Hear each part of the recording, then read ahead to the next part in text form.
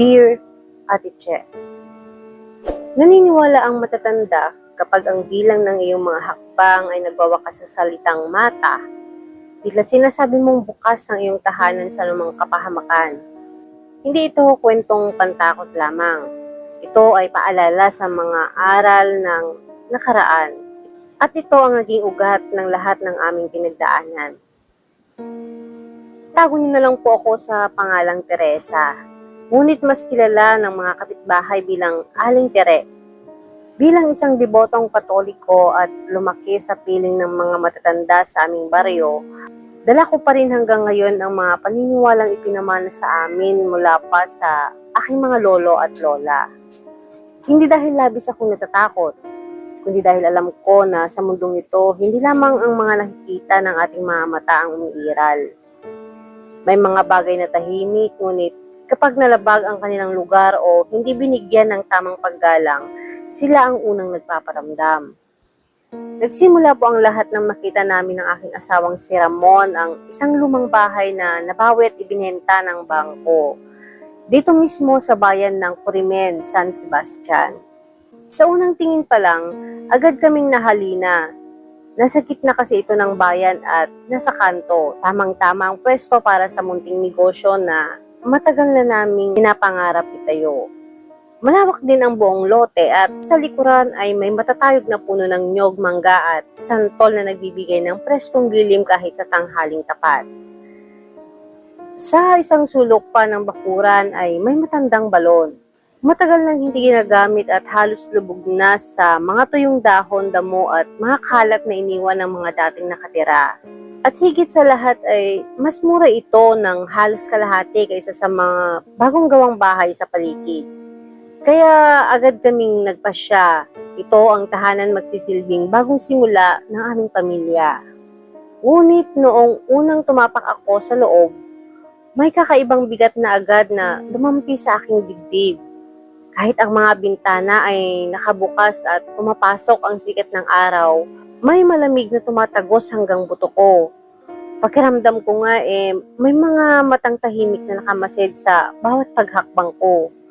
Tila may mga aninong gumagalaw sa sulok na agad ding naglalaho kapag tinitignan ko ng maigi. Binanggit ko ito kay Ramon, ngunit ngumiti lang siya at sinabing, "Tere, luma lang ang bahay kaya ganyan ang pakiramdam. Kapag naayos na natin ang mga pader, pininturahan at nilinis, mawawala rin ang kakaibang pakiramdam na iyan." Dahil talagang nagustuhan namin ang pwesto at pagkakataong makatipid, isinantabi ko na muna ang kaba sa aking puso at ipinagkibit-balikat na lang ang aking mga hinala. Ilang linggo kaming gumugol sa pagkukumpuni. Pinalitan namin yung mga sirang tabla, pininturahan, yung mga dingding at nilinis yung buong paligid. Inayos na rin namin yung mga kagamitan. Nang matapos ang lahat, tila muling isinilang ang bahay. Wala na yung mga bakas ng pagiging luma at maaliwalas na rin itong tignan. Tila ba naging sariwa ang hangin sa bawat silid.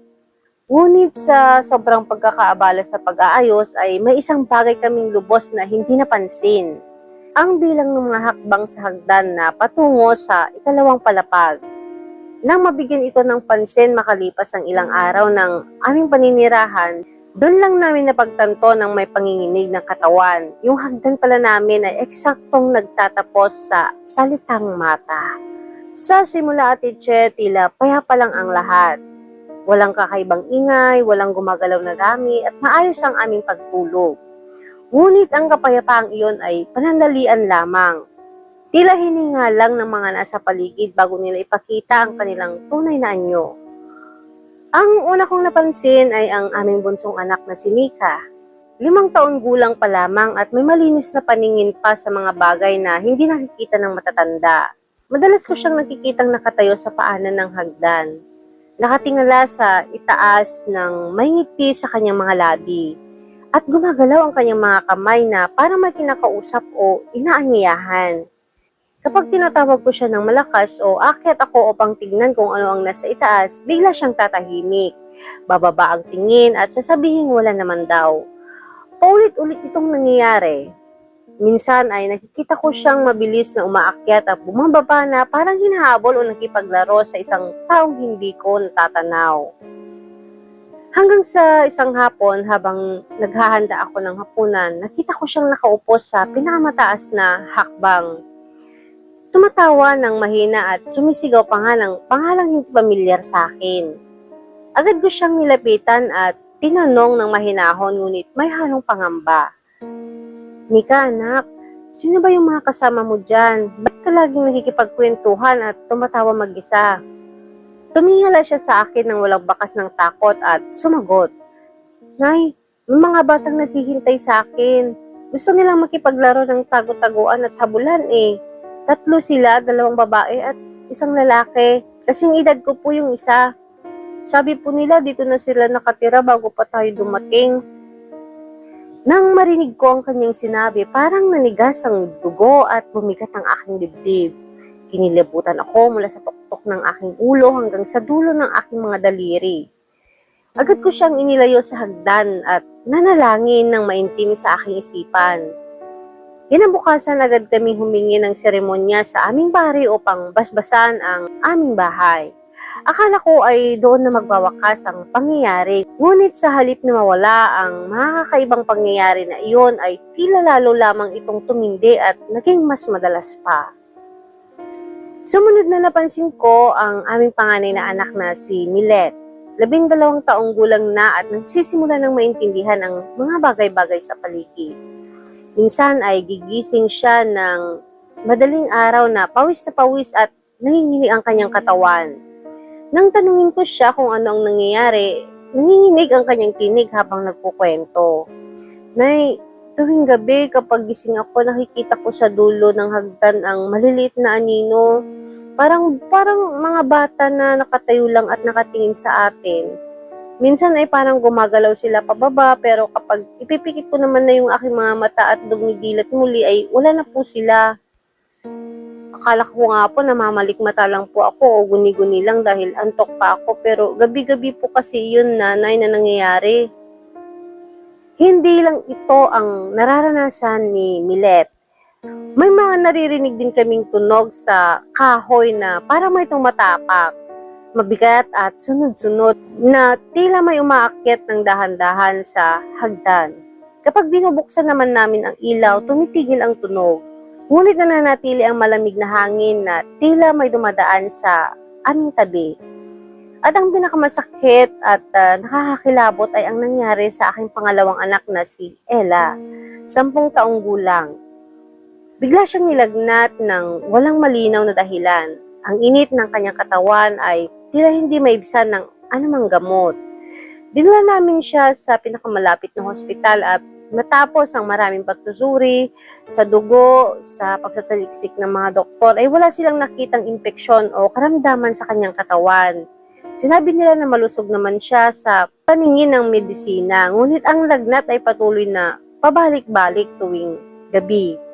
3 araw kaming nanatili doon, ngunit nang walang pagbabago sa kanyang kalagayan ay napilitan na kaming iuwi siya. Dahil wala naman ibang mapuntahan at patuloy ang kanyang paghina, isinangguni na lang namin siya kay Tata Pedring, ang kilala at iginagalang na albularyo sa Karatig Bayan. Sa uning tingin pa lang ng matanda kay Ella habang hawak ang kanyang pulso, umiling siya ng malalim at seryoso ang kanyang mukha. May mga inalog kayong natutulog ng mahaba sa inyong bahay. Ang mahinahon ngunit matigas niyang sinabi. Matagal na silang naroon at nang baguhin nyo ang ayos ng kanilang tahanan ng walang paalam o paggalang, nagising sila. Hindi sila masama sa kalikasan, ngunit ipinaparamdam nila ang kanilang pagkainis dahil nararamdaman nilang pinapalaya sila sa sarili nilang lugar. Dinala namin si Tata Pedring sa aming tahanan at nang tumapak siya sa paanan ng hagdan, agad siyang huminto at tinitigan ito ng matagal. Tila binabasa ang nakatagong kasaysayan nito. Ilang sandali pa, mumuntong hininga siya at itinuro ang mga hakbang. Ito ang ugat ng lahat. Wika niya, ang hagdan niyo ay binilang ko, eksaktong nagtatapos ito sa salitang mata. Sa paniniwala kasi ng ating mga ninuno, ito ang daang bukas para sa mga hindi magandang pangyayari. At higit pa riyan, dito mismo sa hagdang ito naganap ang isang trahedyang hindi pa lubos na nalilinaw ang kaluluwa ng mga nasawi. Sabi ni Tata Pedring, upang malaman ang buong katotohanan, kinausap namin ang mga pinakamatatanda at matagal nang naninirahan sa aming bayan. Doon namin narinig ang buong kwento ng bahay na aming nabili. Isang kwentong puno ng pagdurusa at sunod-sunod na kasawian. Mahigit 3 dekada na ang nakaraan. Ang bahay na ito ay pag-aari pala ng pamilyang Sandoval. Mayroon silang 3 anak, sina Milen, Daylan at si Kiro. Mga edad 5, 6 at 10 taong gulang. Isang hapon habang ang kanilang mga magulang ay nasa malayong bukid upang mag-ani ng pananim, sumiklab ang biglaan at matinding sunog sa ikalawang palapag. Ang 3 bata ay naiwan sa loob at abala sa paglalaro sa mismong hagdanang ito. Nang makabalik ang kanilang mga magulang, huli na ang lahat. Napapalibutan na ng matinding apoy ang hagdan at hindi na nila maabot ang kanilang mga anak. Ang 3 bata ay nasawi sa loob at ang kanilang mga abo ay halos nahalo na rin sa pader at sahig ng bahay. Matapos ang trahedyang iyon, muling ipinatayo at ipinaayos ang bahay ng pangalawang may-ari, ang pamilyang Reyes. Ngunit mula sa mga unang araw ng kanilang paninirahan, tila sumpa na ang bumalot sa kanila. Tulad ng aming naranasan, sila rin ay nakakarinig ng mga kaluskos, hagikhik ng mga bata sa madaling araw at nakakaramdam ng bigat sa bawat sulok ng bahay. Ang kanilang mga anak ay madalas na nagkakasakit o nagkakalagnat ng walang lunas at unti-unting humihina ang kanilang kabuhayan. Ang mga pananim nila sa kanilang bukirin ay nalanta na ng walang dahilan. Ang kanilang mga alagang hayop ay namamatay ng sunod-sunod at ang mga negosyong kanilang isinimulan ay laging nalulugi. Hanggang sa mabaw na sila sa matinding utang. Sinubukan din nilang ilipat ang hagdan, baguhin ang ayos ng bahay at magpagawa ng mga ritual. Ngunit dahil sa hindi nila lubos na naiintindihan ang ugat ng pangyayari at hindi ibinigay ang tamang paggalang, lalo lamang lumala ang pangyayari. Hanggang sa tuluyan na silang nawalan ng kakayahang magbayad at ang bahay ay inagaw na ng bangko, na siyang dahilan kung bakit ito ibinenta ng mura sa amin, nang hindi man lang sinasabi ang madilim nitong kasaysayan. Sa gabing iyon din ay sinagawa ni Tata Pedring ang isang marangal at mapayapang ritual, hindi upang paalisin ang mga kaluluwa ng pilit o takutin sila, kundi upang makipag-usap, humingi ng paumanhin at ipakita ang aming taus-pusong paggalang. Nanalangin kami ng taimtim para sa kapayapaan ng kanilang mga kaluluwa. Nag-alay ng pagkain, ng kandila, dasal upang sila ay makatawid na sa kabilang buhay ng payapa. At bilang pagwawastos sa masamang palatandaan ng hagdan, agad kaming nagpagawa ng karagdagang hakbang sa paanan nito upang mabago ang bilang. Sa halip na magtatapos sa salitang mata ay ginawa namin itong nagwawakas sa plata, tanda ng kapayapaan at kaligtasan. Mabuti na lamang at sapat ang taas ng pundasyon upang maisingit ito ng maayos at hindi magiging sagabal sa pagdaan.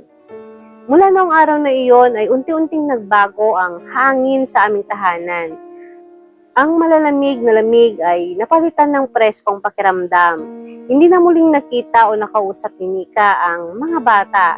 Ang mga panaginip at maling paningin ni Milet ay tuluyan na ring naglaho at ang lagnat ni Ella ay biglang nawala na parang bula. Ang aming munting tindahan ay unti-unting umunlad at ang mga pananim sa aming bakuran ay lalo pang lumago at sa paglipas ng mahabang panahon, naging matatag, payapa at masagana ang aming pamumuhay. Natutunan ko sa karanasang ito na ang mga pamahiin ay hindi lamang ito kwentong pantakot o pang matakot ang mga tao.